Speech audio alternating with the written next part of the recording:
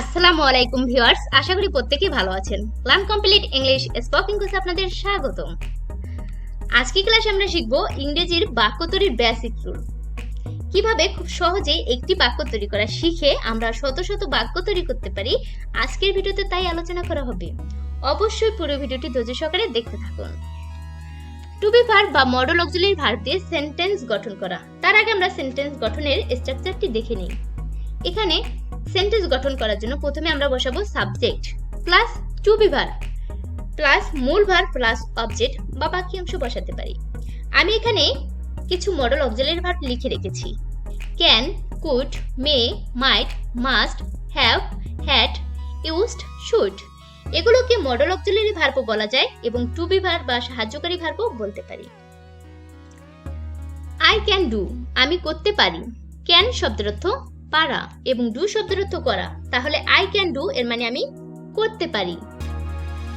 I could do, আমি করতে পারতাম। কুড শব্দের অর্থ পারতাম। আই কুড ডু, আমি করতে পারতাম। আই মে ডু, আমি করতেও পারি। আই মে ডু, আমি করতেও পারি। আই মাইট ডু, আমি করতেও পারতাম। আই মাইট ডু, আমি করতেও পারতাম। আই মাস্ট ডু, আমি অবশ্যই করব। আই মাস্ট ডু, আমি অবশ্যই করব। আই হ্যাভ টু ডু, আমাকে করতে হবে। আই হ্যাভ টু ডু, আমাকে করতে হবে। আই হ্যাড টু ডু, আমাকে করতে হয়েছিল। এটা কিন্তু অতীতকে বোঝাচ্ছে। আই হ্যাড টু ডু, আমাকে করতে হয়েছিল। আই ইউজ টু ডু, আমি করতাম। এটা একটা অতীতের অভ্যাস, যেমন আই ইউজ টু ডু, আমি করতাম। আই শুড ডু, আমার করা উচিত। আই শুড ডু, আমার করা উচিত। আমরা এখানে বোঝার সাথে লিখে রেখেছি, যেমন সাবজেক্ট হলো আই এবং মডেল অক্সিলারি ভার্ব বা টু ভার্ব হলো ক্যান, মূল ভার্ব হলো ডু। তাহলে আমরা বুঝতে পারছি যে ভার্ব দুই প্রকার। ঠিক আছে, আমরা ভার্ব নিয়ে ভাবে আলোচনা করব না, শুধু বোঝার জন্য বলবো। ভার্ব দুই প্রকার, একটা হলো মূল ভার্ব মেইন ভার্ব এবং আরেকটি হলো মডেল অক্সিলারি ভার্ব, যা টু বি ভার্ব বলা যায়।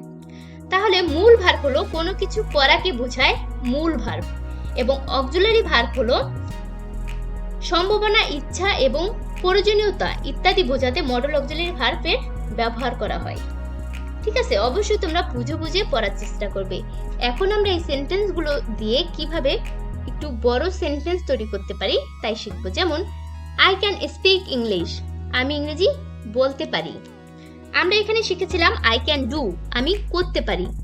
তাহলে আমরা ডু এর পরিবর্তে যদি বলি স্পিক মানে বলা, যেমন আই ক্যান স্পিক, আমি বলতে পারি ইংলিশ, আমি ইংরেজি বলতে পারি। অবশ্যই তোমরা বুঝে প্র্যাকটিস করার চেষ্টা করবে। যত বেশি প্র্যাকটিস করবে তোমার মুখের জড়তা কিন্তু দূর হয়ে যাবে। দেখো, আই এটা হলো সাবজেক্ট এবং ক্যান এটা হলো টু বি ভার্ব। ঠিক আছে, এবং মূল ভার্ব কিন্তু এখানে স্পিক। ইংলিশ এটা কিন্তু অবজেক্ট বা বাকি অংশও বলা যায়। আই কুড ম্যানেজ হিম, আমি তাকে ম্যানেজ করতে পারতাম। আমরা এখানে দেখেছিলাম আই কুড ডু, আমি করতে পারতাম। তাহলে যদি বলি আই কুড ম্যানেজ, আমি ম্যানেজ করতে পারতাম। হিম শব্দের অর্থ তাকে, আমি তাকে ম্যানেজ করতে পারতাম। অবশ্যই বুঝে পড়ার চেষ্টা করবে। I may go to shopping, আমি শপিং এ যেতেও পারি। আমরা এখানে মে দ্বারা বুঝিয়েছি। আই মে ডু, আমি করতেও পারি। তাহলে আই মে গো, আমি যেতেও পারি।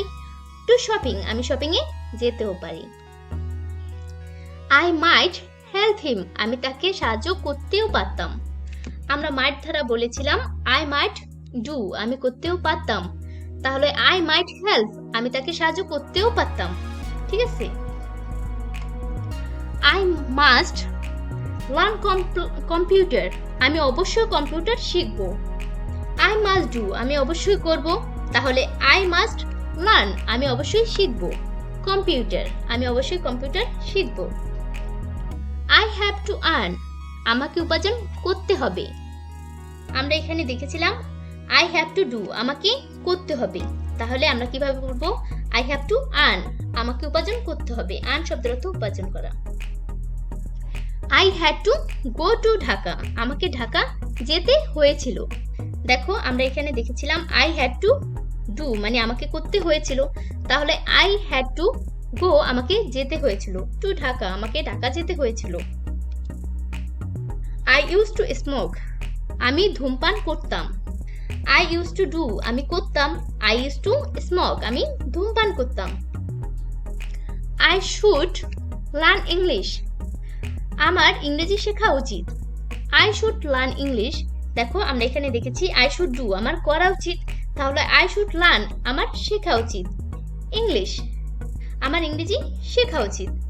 অবশ্যই তোমরা বুঝে প্র্যাকটিস করার চেষ্টা করবে ভার্বগুলো, তাহলে দেখবে তোমাদের মুখের জড়তা কেটে যাবে এবং ইংলিশ স্পিকিং এ খুব ভালোভাবে তোমরা বলতে পারবে।